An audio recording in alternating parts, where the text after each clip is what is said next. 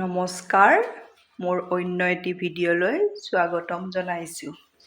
আজি মই বনাম নেমুৰ মিঠা আচাৰ। এয়া মোৰ ঘৰৰ কাজি নেমু এইদৰে পকিছে। পকিলে এই আচাৰটো বনাবলৈ ভাল হয়।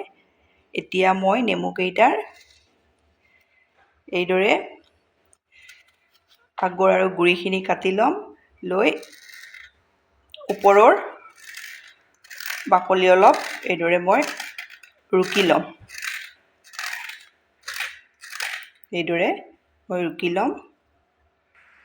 এয়া মই নেমুৰ ওপৰৰ বাকলিখিনি চাচি ল'লোঁ এইদৰে।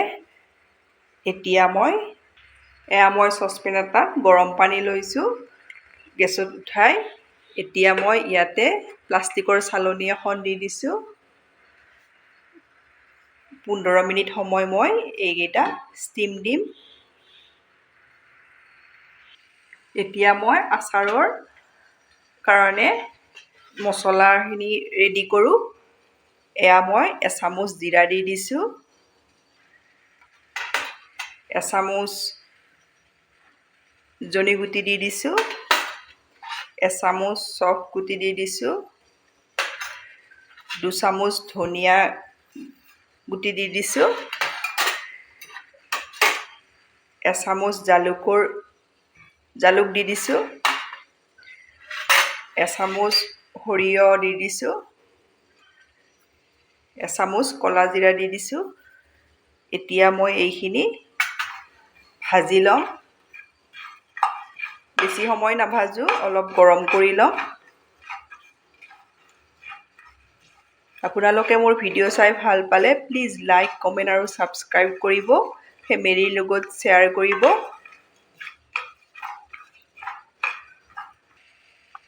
এয়া মই মছলাখিনি ভালদৰে ভাজি ল'লোঁ। এতিয়া মই এইখিনি ঠাণ্ডা হোৱাৰ কাৰণে থৈ দিম। এতিয়া মই নেমুখিনি 15 মিনিট সময় হ'ল। এয়া মই নমাই দিম। এয়া মই নমাই দিলোঁ নেমুকেইটা। এতিয়া মই ঠাণ্ডা হ'বৰ কাৰণে থ'ম। এয়া নেমুকেইটা ঠাণ্ডা হ'ল। এতিয়া মই কাটি ল'ম।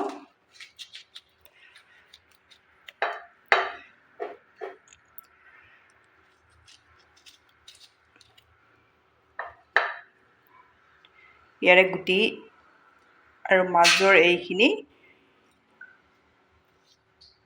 গুচাই ল'ম। গুটি থাকিলেও একো নাই।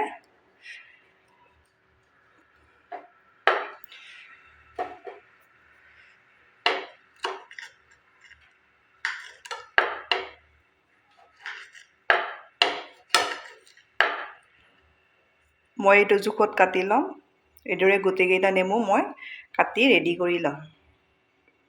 এয়া মই নেমুখিনি পিচ পিচকৈ কাটি ৰেডি কৰি ল'লোঁ। এতিয়া মই মছলা ৰেডি কৰিম। এয়া মছলাখিনি ঠাণ্ডা হৈছে। এতিয়া মই এই মিক্সিৰ জাৰটোত দি মই পিচি ল'ম। ইয়াতে মই আধা চামুচ হালধি গুড়িও দি দিছোঁ। এইখিনি মই পিচি ল'ম। এয়া মই মছলাখিনি মিক্সিত গুড়ি কৰি ল'লোঁ। বেছি মিহি কৰা নাই, এইদৰে ৰাখিছোঁ। ইয়াতে মই এচামুচ ক'লা নিমখ দি দিছোঁ, এচামুচ ৰেড চিলি পাউডাৰ দি দিছোঁ, এচামুচ গৰম মছলা দি দিছোঁ আৰু সোৱাদ অনুযায়ী নিমখ দি দিছোঁ। টেঙাত মিঠা নিমখ অলপ বেছিয়ে লাগে, সেইকাৰণে মই নিমখ 2 চামুচ দিছোঁ। এইখিনি ইয়াতে ভালদৰে মিক্স কৰি ল'ম। সেয়া মিক্স কৰি লোৱা হৈ গ'ল। এয়া মই মিঠা আচাৰৰ মিঠা ৰেডি কৰি ল'ম। এয়া মই চেনি দিছোঁ, এবাটি দি দিছোঁ। এইখিনি মই ইয়াতে গলাই ল'ম। আপোনালোকে চেনিৰ ঠাইত গুড়ো ব্যৱহাৰ কৰিব পাৰিব। এয়া চেনিখিনি গলিব আৰম্ভ কৰিছে। ভালদৰে মই ইয়াতে গলাই ল'ম।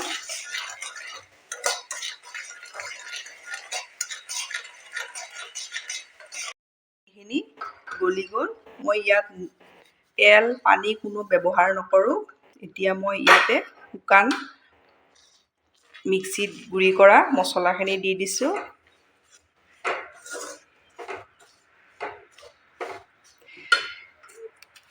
এতিয়া ইয়াতে মই এচামুচ হিং দি দিম। হিংখিনি মই চামুচত পানীত লাগি গ'ল, সেইকাৰণে গোটা গোটা হৈ গ'ল। একো নাই, ইয়াত মিক্স হৈ যাব। এতিয়া মই ইয়াতে দি দিম নেমুখিনি।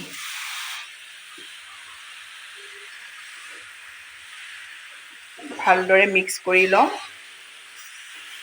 এইদৰে মই নেমুখিনি 2 মিনিট সময় ভালদৰে ইয়াতে লৰাই থাকিম।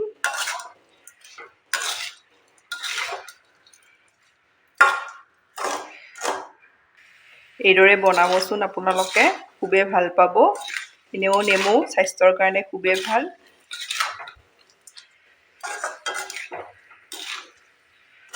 মই ইয়াত তেল ব্যৱহাৰ কৰা নাই, পানী ব্যৱহাৰ কৰা নাই। আপোনালোকে চেনিৰ ঠাইত গুড়ো দিব পাৰিব। এয়া দেখিছেনে, যিমান মই 2 মিনিট সময়ত এইদৰে উতলাই চেনি আৰু নেমুৰ যিটো কাটি থওঁতে পানী ওলাইছিলে সেয়া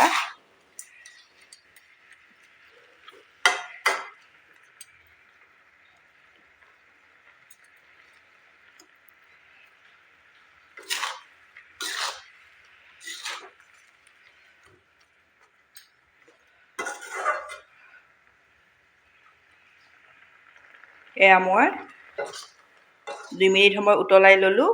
এতিয়া মই নমাই ঠাণ্ডা কৰি ল'ম। ইয়াত ঢাকনি দিব নালাগে। ঢাকনি দিলে ঢাকনিৰ ভাপত যিটো পানী হয় তেতিয়া ইয়াত পৰিলে আচাৰটো বেয়া হৈ যাব পাৰে। সেইকাৰণে ঢাকনি নিদিব, এইদৰে ঠাণ্ডা কৰি ল'ব। এয়া মই গেছ অফ কৰি দিলোঁ। ঠাণ্ডা কৰি মই আপোনালোকক দেখাই আছোঁ। এয়া মোৰ আচাৰ ঠাণ্ডা হ'ল। এইদৰে চিচাৰ আপোনালোকে বৈয়ামত ভালদৰে ধুই ৰ'দত শুকুৱাই ল'ব, লৈ ভৰাই থৈ দিব। এইদৰে মই চিচাৰ বৈয়ামটোত ভৰাই থৈ দিম। আপোনালোকে বনাই মই যিদৰে কৈছোঁ সেইধৰণে বনাই খাই কেনে পায় মোক কমেণ্টত জনাব।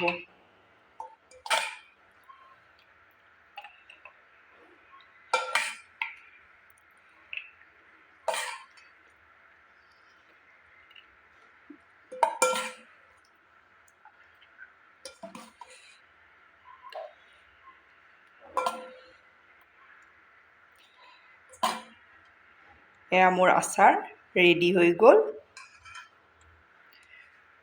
ধন্যবাদ আপোনালোকে মোৰ ভিডিঅ'টো শেষলৈ চোৱাৰ বাবে।